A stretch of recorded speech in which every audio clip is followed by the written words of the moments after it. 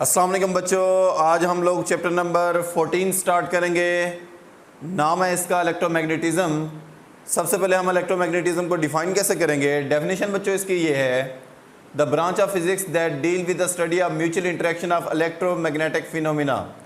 Physics की ये ऐसी ब्रांच है जिसमें हम इलेक्ट्रोमैग्नेटिक फिनोमिना के जो म्यूचुअल इंटरेक्शन है, यानी कि इलेक्ट्रिक और मैग्नेटिक फील्ड का जो म्यूचुअल इंटरेक्शन है वो हम लोग यहाँ पर स्टडी करते हैं। क्या मतलब है इस बात का? इस बात का मतलब ये है, देखें ये दो बातें यहाँ पर लिखी हुई हैं, इससे आपको ये इलेक्ट्रोमैग्नेटिज्म की समझ आ जाएगी। Electric current generate magnetic field, यानी कि ये वायर है, जब भी इसमें से करंट फ्लो करेगा तो इसके गिर्द मैग्नेटिक फील्ड जनरेट हो जाएगा। ये करंट से मैग्नेटिक फील्ड है।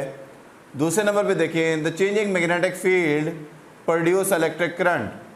तो अगर मैग्नेटिक फील्ड चेंज हो रहा हो किसी कॉइल के ऊपर तो वो करंट प्रोड्यूस करता है, यानी कि electric current magnetic field produce करता है और चेंजिंग मैग्नेटिक फील्ड जो है वो इलेक्ट्रिक करंट प्रोड्यूस करता है। तो ये बात बच्चों आप लोगों ने याद रखनी है, जब भी किसी सर्किट में से या किसी वायर में से करंट फ्लो करता है तो उससे मैग्नेटिक फील्ड क्रिएट होता है और चेंजिंग मैग्नेटिक फील्ड जो है वो करंट क्रिएट करता है।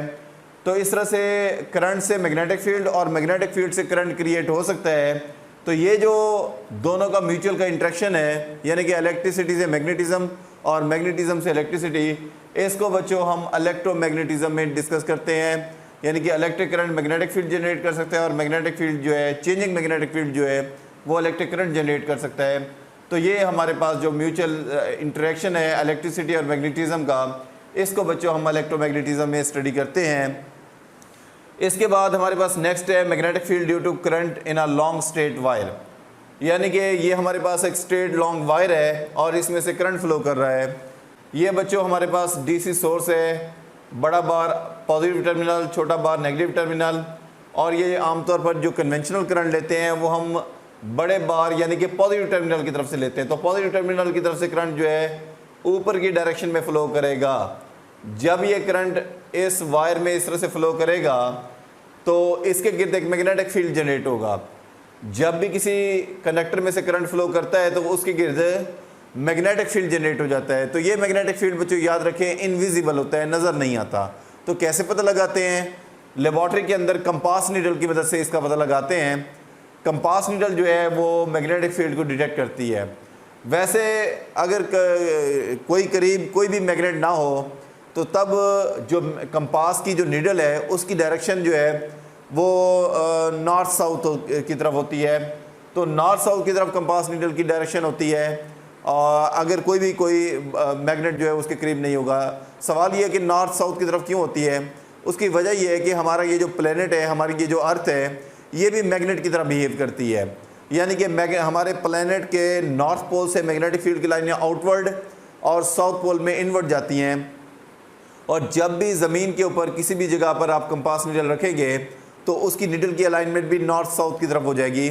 तो यानी कि उसकी जो नीडल है वो नॉर्थ की तरफ पॉइंट करेगी। तो हमारे पास कंपास नीडल बाय डिफ़ॉल्ट जो है वो नॉर्थ साउथ की तरफ पॉइंट करती है।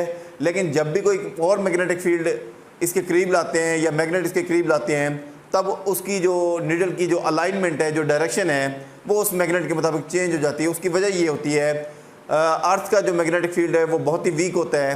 कोई भी और मैग्नेट करीब लेकर आए तो उसका फील्ड स्ट्रांग होगा और जिससे उसकी डायरेक्शन बदल जाएगी। अब यहाँ पर भी ऐसा है, जब ये इस कंडक्टर या स्ट्रेट वायर में से करंट गुजरेगा तो इसके गिर्द मैग्नेटिक फील्ड जनरेट हो जाएगा। वो मैग्नेटिक फील्ड जो है नज़र नहीं आता। कंपास नीडल हम डिफरेंट पोजीशन पर यहाँ पर देखें आप हमने रखी हुई है। एक कंपास नीडल यहाँ पर रखी हुई है, एक यहाँ पर, एक यहाँ पर। जो यहाँ वाला होगा उसकी नीडल की अलाइनमेंट इस तरह से हो जाएगी, यहाँ वाले की इस तरह से यहाँ पर, यानी कि हमारे पास नीडल की अलाइनमेंट मैग्नेटिक फील्ड के साथ पैरेलल हो जाएगी। अब ये जो एक्सपेरिमेंट है इससे क्या नतीजा निकलता है? एक तो बात ये याद रखें, ये फील्ड इनविजिबल होता है, नज़र नहीं आता। हम लोग कंपास नीडल से इसके होने का पता लगाते हैं मैग्नेटिक फील्ड के। और मज़ीद कुछ बातें जो है वो आप यहाँ पर देखें। Conclusion from the above experiment, इस एक्सपेरिमेंट से क्या कंक्लूजन निकलते हैं? नंबर 1 ये है, magnetic field setup current carrying solenoid और वायर। जब भी किसी सोलिनॉइड में से या वायर में से करंट गुजरेगा तो उसके गिर्द मैग्नेटिक फील्ड सेटअप हो जाएगा। जब भी करंट गुजरेगा मैग्नेटिक फील्ड सेटअप हो जाएगा, चाहे सोलिनॉइड हो चाहे वायर हो। दूसरे नंबर पे lines of force are circular. अगर किसी स्ट्रेट वायर में से करंट गुजरेगा तो उसके गिर्द जो मैग्नेटिक फील्ड होगा वो हमेशा सर्कुलर होगा। तो direction depend on the current. अब डायरेक्शन जो है वो मैग्नेटिक फील्ड की इस तरह से भी हो सकती है, अपोजिट भी हो सकती है, डिपेंड करता है कि करंट किस डायरेक्शन में फ्लो कर रहा है। और इसकी डायरेक्शन हम राइट हैंड रूल से मालूम करते हैं, जो यहाँ पर डिस्कस करेंगे। इसके बाद है magnetic field last only as long as current is flowing through the wire. यानी कि ऐसा नहीं है कि परमानेंट मैग्नेटिक फील्ड बन जाए, बल्कि ऐसा है जब तक करंट फ्लो करता रहेगा तब तक मैग्नेटिक फील्ड इसके गिर्द सर्कुलर बन जाएगा, और जब हम स्विच ऑफ कर देंगे करंट को तो मैग्नेटिक फील्ड भी ख़त्म हो जाएगा।